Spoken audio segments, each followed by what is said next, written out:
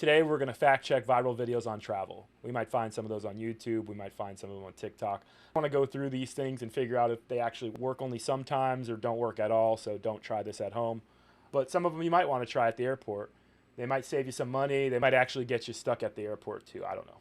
Let's figure it out together. All right, first video, let's take a look at this. A TikToker goes viral for this travel hack, so let's watch this together. Hi friends, Madison here, and if you love a good travel hack as much as I do, then this viral video is for you. This TikTok user has now gone viral for trying a hack that has been going around TikTok.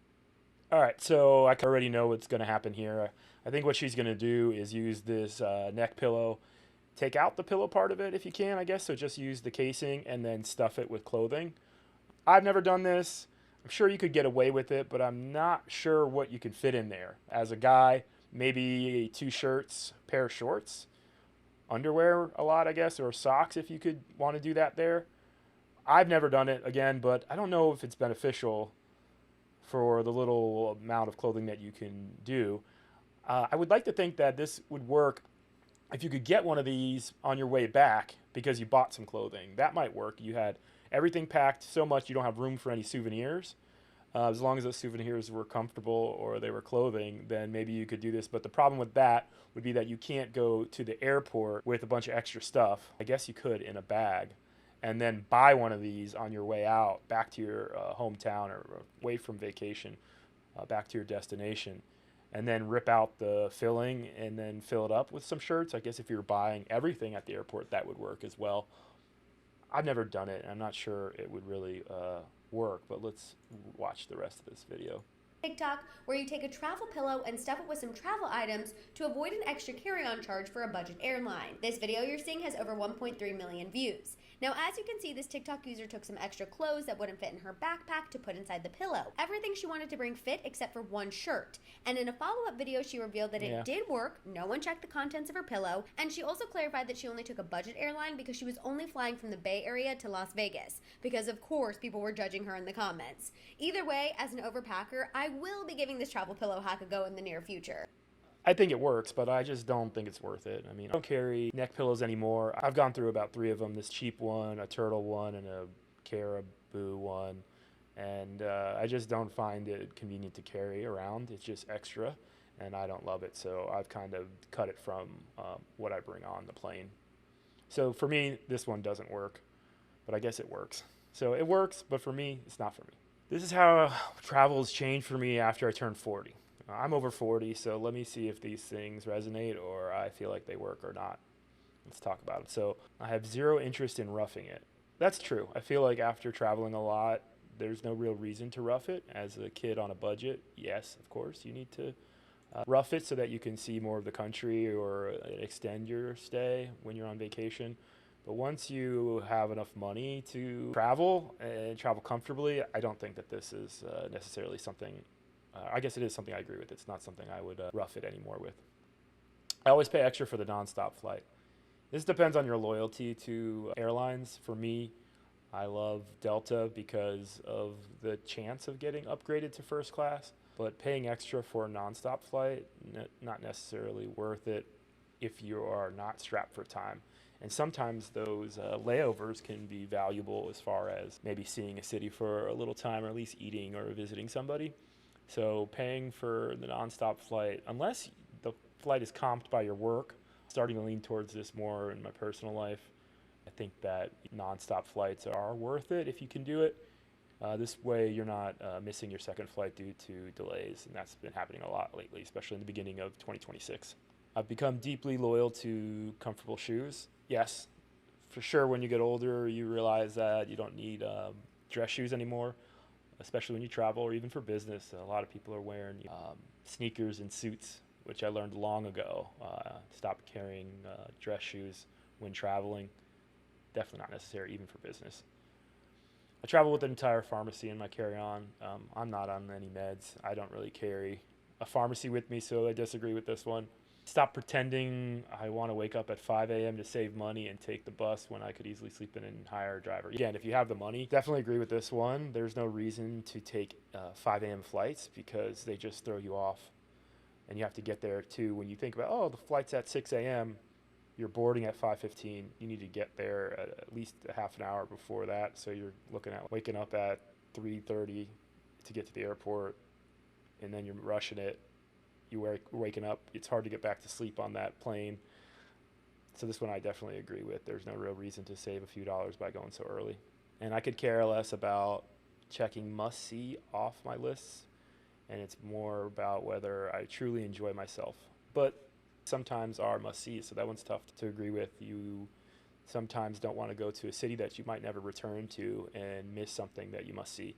So truly enjoying yourself could be in a really nice hotel, or you're stuck in one part of a city and you didn't get to see any of the must see things in a city. So I don't agree with this one, but we tried. All right, let's flip over to another video. Okay, so this one is pretty funny. An elderly passenger accidentally mistakes an airport check-in uh, conveyor belt for a people mover. At first, I thought it was fake, but it looks pretty legit. This lady steps up on the people mover. Nobody's going in there, so that's kind of weird. I know I've been stuck at some airports uh, that are overseas, and I couldn't read signs, but this doesn't look like it fits a person. And I guess it's on all the time, and just they're moving bags in there. And the lady helping here just lets this happen without seeing it. It's just hilarious. Poor lady. Uh, I can't relate. I mean, I never have done something like that. I've never seen something like this. I just find it pretty funny that it almost felt like AI, but I don't think it is. Looks pretty legit.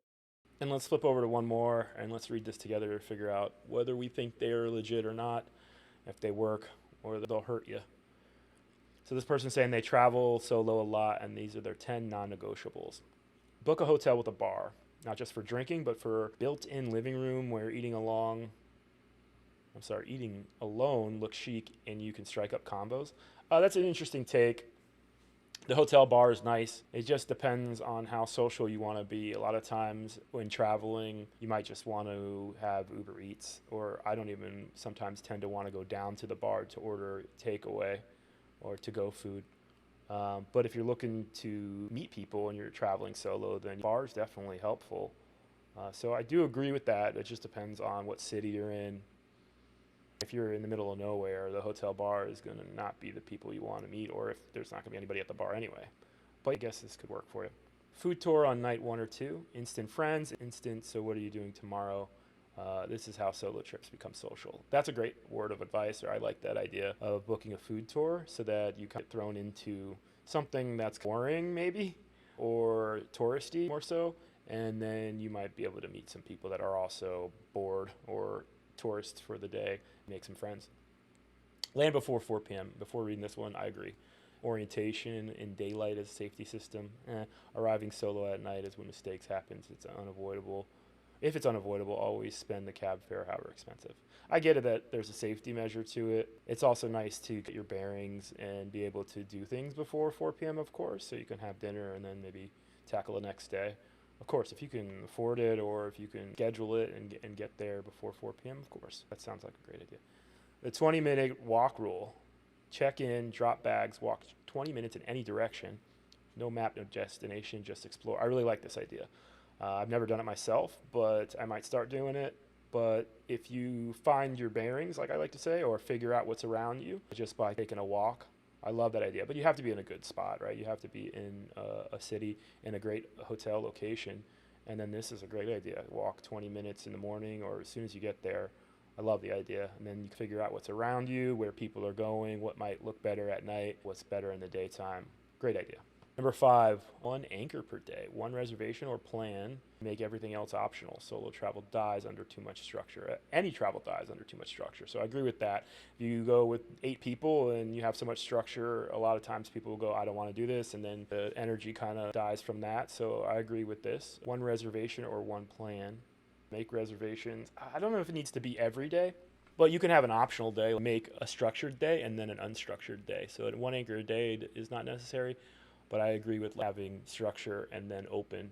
So whether that be like, hey, we're going to go crazy first day, but then the second day we're going to leave it open for what we can figure out while there. You're never going to be able to plan everything if you've never been there before. So that's kind of tough to keep on a strict schedule. The home cafe system. Find one cafe within 2 blocks of your hotel. On day one, your reset button, your save seat, or your I need a minute spot. I love it. Great idea. Cafe could also be bar, coffee shop. So this way, I guess this is solo travel though. I don't necessarily agree with this for solo travel, but definitely for if you're traveling with multiple people, it's nice to be like, hey, meet me at the bar, or I'll be after work if you're working. I do that a lot. I go, meet me here, and then we'll figure out where to go. And if you're by yourself, this would work for a coffee shop, just to be like, all right, I'm going to go here in the morning, figure out where I need to go from there. I'm going to go here to start my day, and then I know where to go from there. No real-time post rule. Share after you leave or at night your location, your business, and your safety. Solo means your schedule isn't public, and you're focused on things around you, not your phone. I get it. You want to be safe and not let people know where you are in real time, but sometimes letting people know where you are in real time will help you get suggestions or let people know where you're at. So this one's tough. I don't necessarily agree with this one. If you're traveling with a group, I don't want those people posting all the time when I'm next to them. It's kind of annoying when you're trying to hang out with your friends and they're taking selfies or posting where they're at, unless you're included in that. But I don't necessarily agree with this one. Some people wait the next day to post things. I get it. Dine at restaurants at the bar counter, of course. It's much easier to chat the bartender and strike up a conversation with your neighbor. More importantly, it's probably a lot easier to get into places. So when you're traveling solo, a lot of places need reservations, and some people might recommend to you very hard to get into restaurants. But if you're by yourself, you can go, is that bar seat open, and just go sit at the bar. You don't need a reservation. So, of course, this one is a great recommendation or non-negotiable. What is this one? It's okay to get room service or sleep in some mornings. Solo travel can be exhausting. It's okay to rest some days and to not be a slave to your plan. That's true for any time. It doesn't have to be solo. So you can having an open day and taking it easy, especially if you're in a nice hotel. It's nice to just hang out in that hotel. I used to be against that and be like, well, what is going on outside? So I need to get out. But depending on how many days you have, if you only have a few days, then this can not work out for you because you do want to explore more.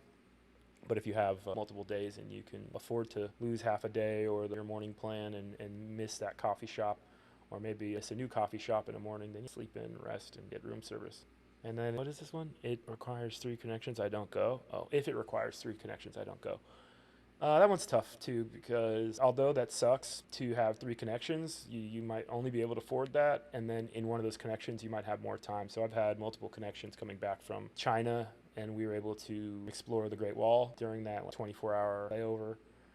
You just got to plan that really well. And same thing with LA. I had layover in LA, and we were able to stay at a nice hotel with a rooftop and celebrate a birthday on one of those connections. So actually in 2 of those connections on the way back from Thailand, I was able to explore Beijing and LA. So don't agree with that one. But this was also not solo. It was with a bunch of people. But all right, I hope you like that. I was trying to do some longer form content and share my travel experience with people. I wanted to react to a bunch of videos, so I threw a couple of them together. I'm going to probably do more in the future and tell you whether these things are legit or not, because I kind of want to call people out or see if these viral videos actually are worth it. So stick with me for more and make sure you subscribe. I'm going to be doing more of these in the future.